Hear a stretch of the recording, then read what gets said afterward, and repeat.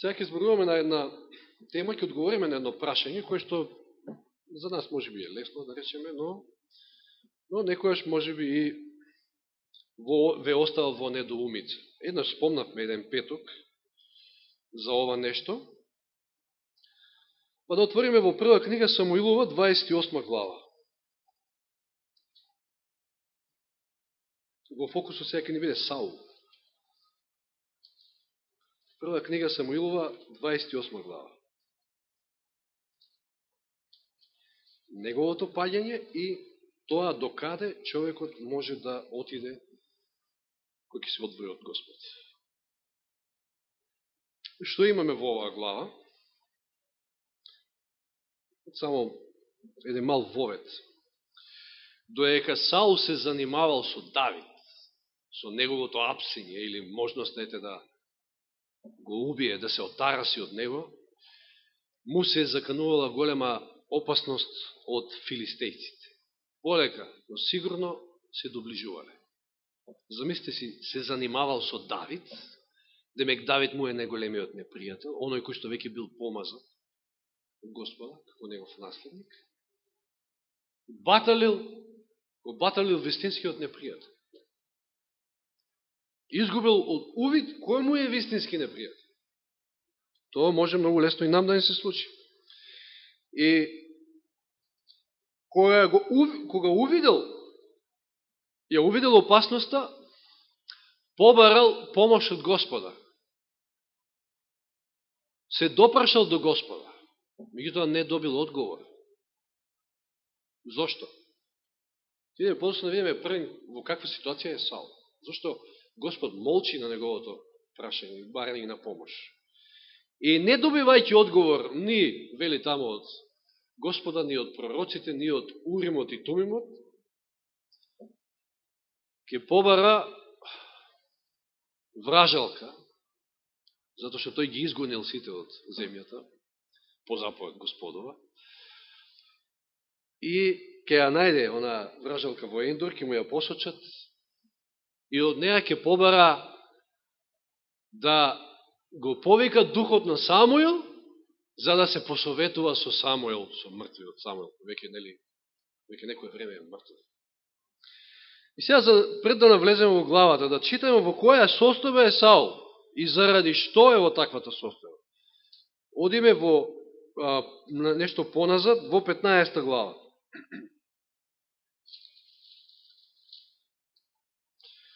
Значи, треба да одговори на прашањето дали Самуил стварно му се јавил, затоа што некои велат така, некои така веруваат.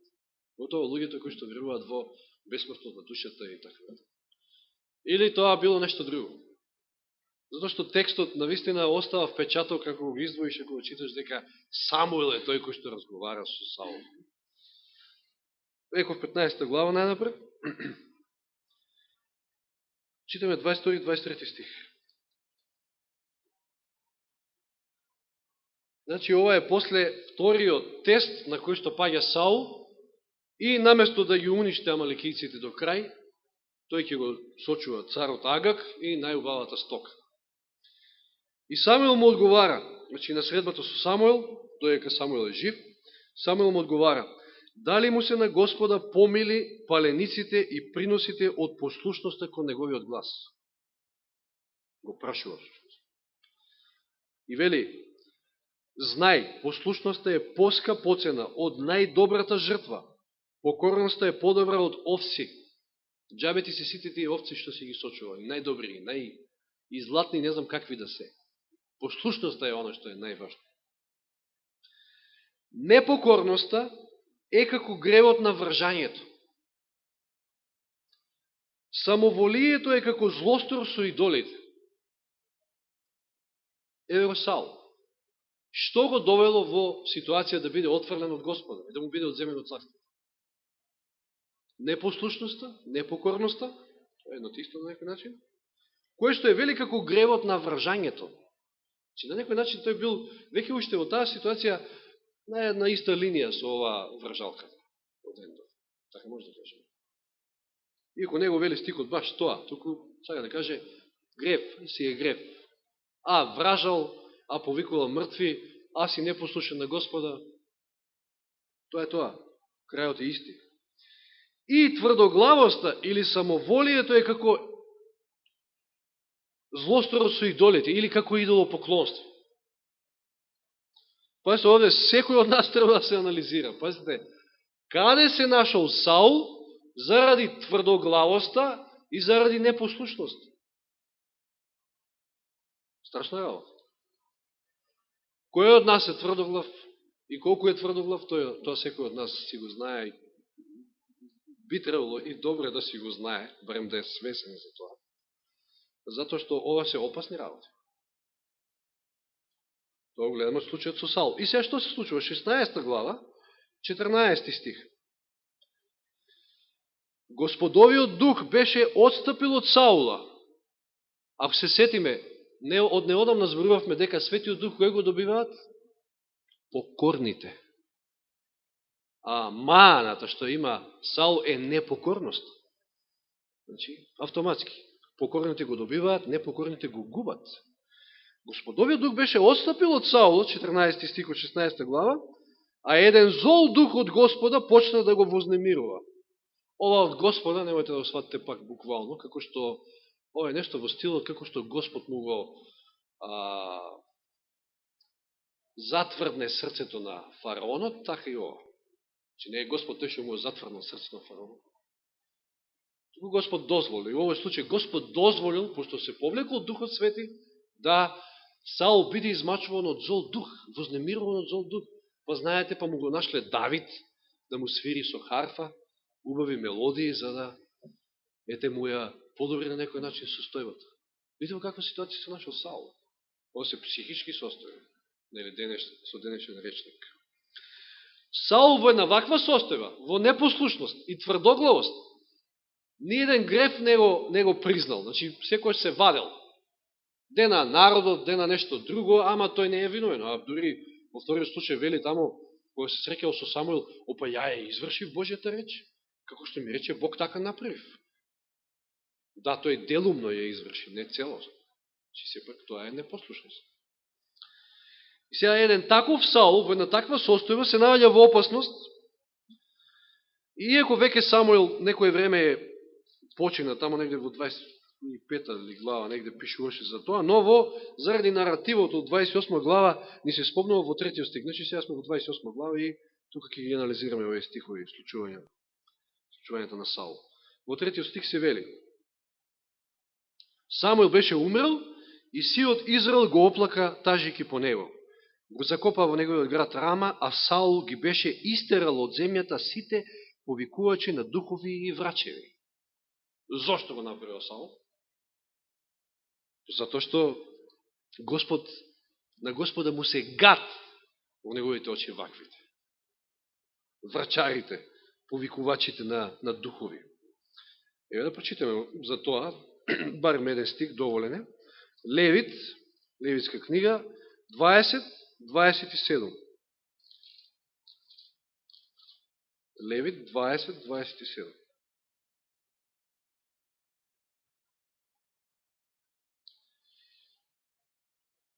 Маж или жена, вклучи, не вклучи. Вклучена е камера. Добро. Се извинам. Ти ми текна моментот, па сакав да се осигурам, мада веќе отидовме далеко. Вели 27 стих од Левитска книга, 20 глава. Значи, маж или жена кои меѓу вас ќе станат повикувачи на духови, на мртви, или ќе вражаат, нека бидат казнати со смрт. Мислам, што има тука нејасно. Нека бидат каменувани и нивната крв нека падне на нив.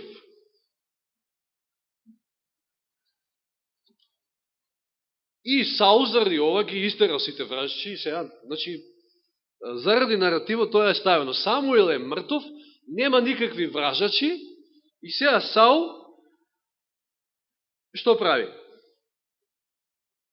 Кога Саул, 5 стих, уздогледа филистејскиот логор, се исплаши и срцето му затрепери силно. Каде сега да бара помош?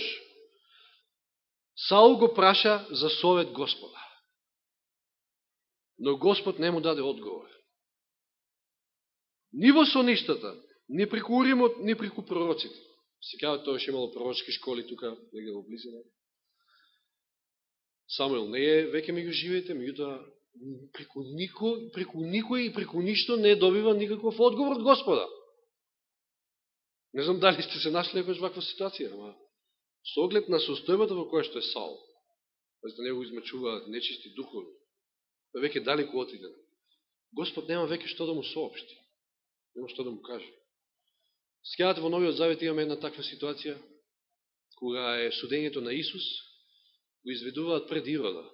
Ирод кој што не го послушал гласот на Божиот пророк, најголемиот, Јован Крстител. Исус молчи пред него. Исус можел, имал многу што да каже, Елен Вајд вели. Значи, оној кој што дошол да кажува, да советува, да ја пренесе радосната вест за спасение на сите, на Ирода ништо не му кажал, затоа што било безцелно.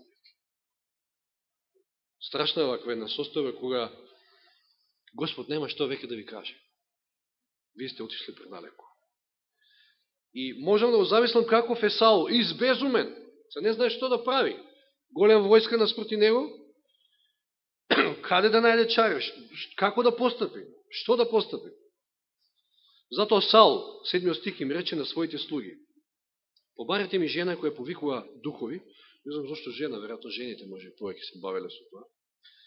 И затоа што нели во неговата околина нема, тој ги истерал, побарете ми, вели, жена која што повикува духови, за да одам кај неја и да ја прашам. А слугите му одговорија: еве во Ендор има жена која повикува духови.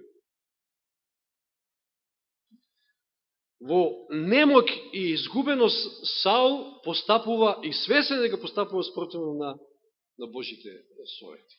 Претходно го истерал сите врачеви, а сега бара чаре таму. Избиете, има денеска луѓе кои што ради немоќ од разноразни ситуации, барајки чаре за било што во животот, ќе отидат и таму. Ќе отидат и таму, за жал. Јас на некој начин можам да посведочам дека, за жал, мојот роден татко тргна по тие патишта.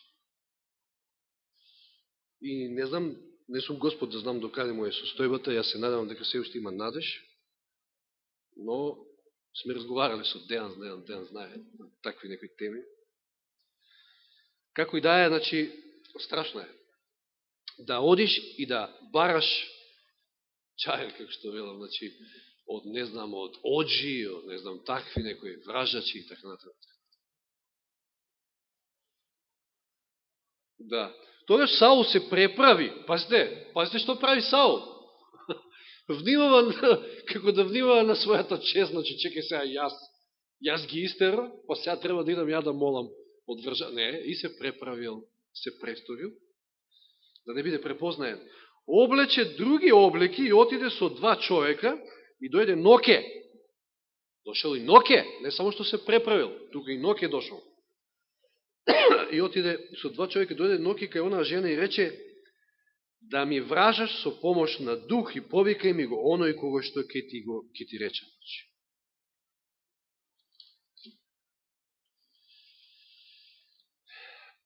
А жената му одговори: па ти знаеш што направи Саул. Ти знаеш што направи царот.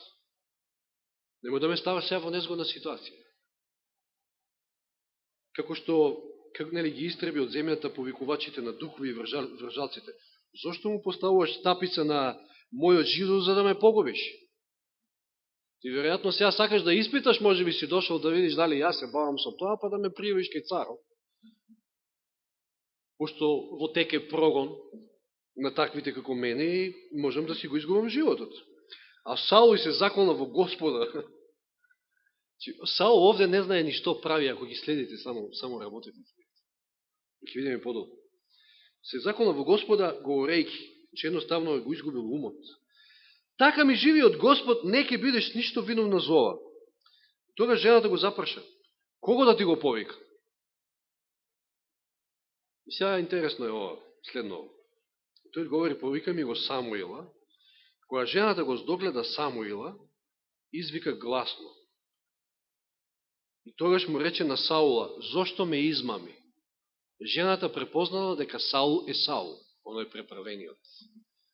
Можеме да нагаѓаме тука, може би демонот ти кажал, демоните ти кажал. Сигурно не е Самуил. Но како и да е, зошто ме измами? Ти си Саул. Таа го препознала Самуила. Видите сега наративот каков е, значи ако читате според текстот, ќе си рече некој, почека, ово е стварно Самуил, така вели писмото. Самуил и се јавил, препознала Самуила, Самуил му зборува на Саул и така натаму. Но 13 стиха, царот ти одговори: не бој се, туку што гледаш? Според текстот, Саул не го гледа директно Самуила, туку жената е како еден вид посредник тука.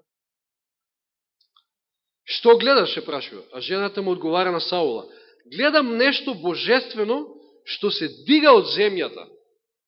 Ова во вистински буквален превод е: гледам како богови да излегуваат од земјата. Ова е интересно искористен изразот Елохим за ова божествено, како што стои ова. Кој што нели најчесто се користи за, како и на самиот почеток, кога Господ создаваше, Елохим, Бог, но во множина, но се користи често пати и за лажни богови. И вели, гледам нешто божествено што се дига од земјата. И ова одговара на нешто што го читаме уште во Битие. Пазите, Самуил е мртов. И сега наводно нешто како богови да излегуваат, или како Бог да излегува од земјата. Сеќавате што вели ѓаволот уште на Адам и Ева на почетокот тамо во Едемската градина? Не, вие нема да умрете, туку во моментот кога ќе скинете од забранетиот плод, ќе станете како Бог. Како богови. Ова е учењето на спиритизмот. Че овде имаме работа со спиритизм, нешто што никогаш не излегува од мода, да кажем. Поготово во последно време ќе биде и е многу застапен. Че гледам нешто божествено, како Бог да се дига од земјата. Меѓутоа е интересно и ова, да се дига од земјата. Ако за оние кои што веруваат дека нели душата на праведниците оди, кај оди? Оди таму во рајот, нели горе на небото, кај Господа, а душата на грешните оди во пеколот. Самуил, сите знаеме дека бил Божи човек. Зошто тоа треба да се подигне од земјата, од некаде излегува од земјата? Значи, дури и за тие таквите што така веруваат, ова некако не кореспондира, не одговара. Саул ја прашува, одиме понатаму 14 стих. Какво му е обличието? Че Саул се уште не го гледа, жената е таа кој што го гледа. Сега овој сака да се осигура, да види дали тоа е Самуил. Како му е обличието? А таа му одговори: излегува старец наметнат со плашт. Тогаш Саул созна дека тоа е Самуил. Па падна со лицето на земјата и се поклони. Е, уште еден многу чуден момент. Саул му се поклонува наводно ете на Самуил. Имаме ли такви моменти во Библијата каде што биле прекорени таквите, кои што се поклонуваат пред Корнелиј, нели се поклонил пред Петар, паднал. Што вели Петар? Стани, јас сум обичен човек како тебе. Во Откровение имаме пред ангели. Пред ангел која паѓа Јован. Ангелот му вели стани.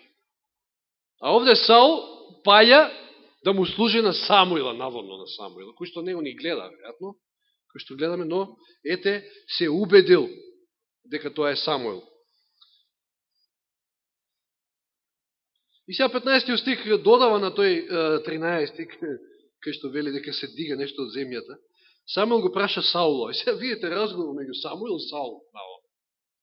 И некој смета дека ете тоа е Самуил, стварно. Зошто го замати мојот мир, повикувајќи ме горе? Че од доздола горе. А Саул одговори: во голема неволја сум, зашто филистејците завојуваа против мене, а Бог се заврте од мене и не ми одговара веќе. Не преку пророците, ни во сонништата. Зато те повикав тебе, за да ме поучуваш што да правам. Каква бесмислица. ако Господ не му се јавува на Саул, преку вообичајните средства и начини, како тоа мисли Саул дека ќе оди кај вржалката, за кој што Господ наредил да се истребат, да се каменуваат, да се убидат, да се исчистат, тој оди кај вржалката, да вржалката го повика Самуила наводно и да бара сега помош од него. Совет. И видите што му одговара наводно Самуил. Господ ти направи како што ти кажа преку мене, го истрга царството од твојата рака и му даде на твојот сопретник Давид. И тоа е така. Зошто не ги послуша Господовите зборови, зошто не го изврши неговиот жесток гнев врз Амалик, и тоа е така. Затоа Господ ти направи вака денес. Господ ќе го предаде заедно со тебе и Израел во филистејските раце. Утре со своите синови ќе бидеш со мене. Ево е интересно. Овде Самуил, наводно Самуил, погаѓа што ќе се случи утре. Знае иднината, то така ќе се случи. Самуил ќе загине со трите своји сина. Меѓу и Јоната. Саул се извинувам, ако спомнав Самуил. Следниот ден. Но, читате го стикот, што вели, ќе бидеш со мене. Повторно една безсмислица за оние кои што наводно веруваат дека праведните, на праведните душата оди во рајот. Како тоа Самуил, праведникот му вели на Саул, ќе дојдете утре со мене, ќе дојдете и ќе бидете со мене, сите заедно. Каде е тоа со мене? Ова е спиритизам, ова е чист спиритизам, ова е учењето на спиритизмот. Спиритизмот учи дека не е битно дали си зол, дали си добар. Не е битно, сите одат на едно исто место. И ѓаволот прави, преку своите демони, со посредством на своите демони, преку тие своји слуги и инструменти, вражалци, гатачи, повикувачи на духови на мртви, наводно, да ги заведат и живите. Укажувајќи им на тоа дека, ете, нивниот грешен, татко или не знам што, убаво му е таму горе. Или таму доле, не знам, според текстот. Пошто Самуил се појавува од оздола, нели? Ако читаме таму во Евреите, не се навраќаме сега, таму немаме многу време, која се спомнува меѓу другите великани и Самуил, подолу таму 35 стих се вели, само 35 стих, 11 глава Евреите, 35 стих, че кога Павле ги набројува овде великаните на верата, вели во 35 стих од 11 глава Евреите, жени примија своји воскреснати мртви, а други беа мачени и не се избавија, за да добијат подобро воскресение. Во контекст и на горе наведените имења меѓу кои е Самуил. Ѓаволот не може да воскреснува или да дига мртви, ниту пак се случило такво нешто, знаеме дека мртвите не знаат ништо, мртвите почиваат, мртвите спијат и дека го чекаат воскресението. Тоа е нешто што е и треба да ни биде тотално јасно, за да не западнеме во спиритизам како што запаѓаат некои други кои што веруваат поинаку. И кои што сметаат дека Самуил е овој кој што се појавил овде. И сега мораме да одговориме на некои неодговорени тука прашања остануваат. Се случува ужасот со Саул веќе следниот ден. Како тоа демонот, зашто ние веруваме дека тоа се демоните, демонот кој што многу добро го имитира Самуил. Како тоа демонот знаел што ќе се случи утре? Тоа е едно прашање. И како тоа обличието, гласот, се било онака како да тоа стварно бил Самуил? Тоа е она што е многу измамливо, значи на кое што мнози напаѓаат. Сега ќе читаме два цитата, кои што се запрепастувачки двата за мене. Едниот од големата борба. Вели, ѓаволот има моќ да го имитира пред луѓето лицето на нивните починати пријатели. Пак ако може да се појави како ангел на светлината пред Исуса. Може 300 чуда да прави. Тоа му е дозволено. Толку може. И вели, имитацијата е совршена. Совршена. боја на глас, тон, мислам све, движења. Еве дури вели овде, нели, старец со плашт. Како што му било објаснато на Саул. Истиот изглед, зборовите, гласот, се имитира со изворедна точност. Мнозина се утешени, сега што прави, значи, тој демон, преправен, значи, во лик на некој наш ближен. Мнозина се утешени, значи ги теши живите, уверени дека нивните мили уживаат блаженство на небото, не сваќајќи ја опасноста, слушаат духови и демонски учења. И сето тоа може да ги охрабри ти да си продолжат по патот по кој што си одат, без покаяние, без ништо, едноставно така да завршат во пропаст. Тоа е целта на ѓаволот. Тој се користи на вакви начин. Значи, обратите внимание, имитацијата е совршена, како што во случајов. Го имаме примерот со наводното појавување на Самуил во Ендор. И сега внимавајте на вториот цитат, кој што одговара на прашањето како тоа можел да знае ѓаволот што ќе се случи утре? Големата борба, тоа е 552 страна, ама оригинална. Значи, ако сакаш, може подоцна да видиме баш во, зависи кој издание, па која страна ќе падне. Значи, како тоа ѓавол можел да знае и може да знае што ќе се случи во иднина?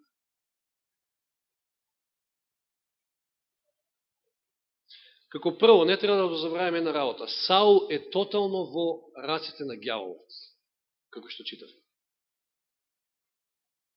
Ѓаволот може да прави со него и прави со него се што ќе посака. Едноставно, жалосно, меѓутоа тоа е тоа. Ѓаволот може да направи, значи тоа што го убило Саул, не било Господ кој што го убил, туку ѓаволот ја направил целата таа сцена и целата таа ситуација. И затоа Израел можел да каже.